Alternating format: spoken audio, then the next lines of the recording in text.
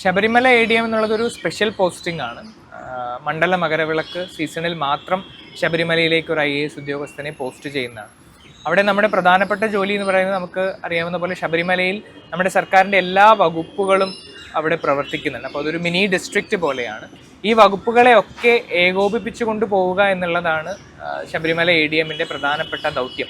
പിന്നെ ശബരിമല പേഴ്സണലി നോക്കുകയാണെങ്കിൽ ഇപ്പോൾ ദൈവത്തിൽ വിശ്വാസം ഉള്ളവർക്കാണെങ്കിലും ഇല്ലാത്തവർക്കാണെങ്കിലും അതൊരു സ്പിരിച്വൽ പ്ലേസ് ആണ്. എല്ലാ ജാതി മതസ്ഥരും വരുന്ന ഒരു സ്ഥലമാണ്. പിന്നെ അതൊരു കാനന ക്ഷേത്രമാണ്, ഒരു കൊടും വനത്തിൻ്റെ ഉള്ളിലാണ്. അപ്പോൾ ജോഗ്രഫി വളരെ മനോഹരമാണ്.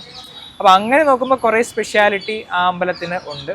അപ്പോൾ അത് നോക്കുമ്പോഴും വ്യക്തിപരമായും എനിക്ക് അവിടെ നിൽക്കാനും തുടർച്ചയായിട്ട് ഒരു 60 ദിവസം അവിടെ നിൽക്കാനും ജോലി ചെയ്യാൻ സാധിച്ചതിലും ഒരുപാട് സന്തോഷമുണ്ട്. പിന്നെ അന്ന് 2 തവണ ജോലി ചെയ്തപ്പോഴും എനിക്ക് തോന്നുന്നു എല്ലാ ഡിപ്പാർട്ട്മെൻറ്റുകളുമായിട്ടും ഒരു സൗഹൃദ ബന്ധവും വരുന്ന ഭക്തരുമായിട്ടും ഒക്കെ ഒന്ന് ഇൻവോൾവ് ചെയ്ത് നിൽക്കാനായിട്ട് അവിടെ സാധിച്ചു. അതുകൊണ്ടാണ് കൂടുതൽ എനിക്ക് തോന്നുന്നു ആ ഒരു സമയത്ത് കുറച്ച് ആൾക്കാർ അറിഞ്ഞതെന്ന് തോന്നുന്നു. അപ്പോൾ എന്തായാലും വ്യക്തിപരമായും ഒഫീഷ്യലിയും 2 രീതിയിലും ശബരിമല നല്ല അനുഭവമാണ്.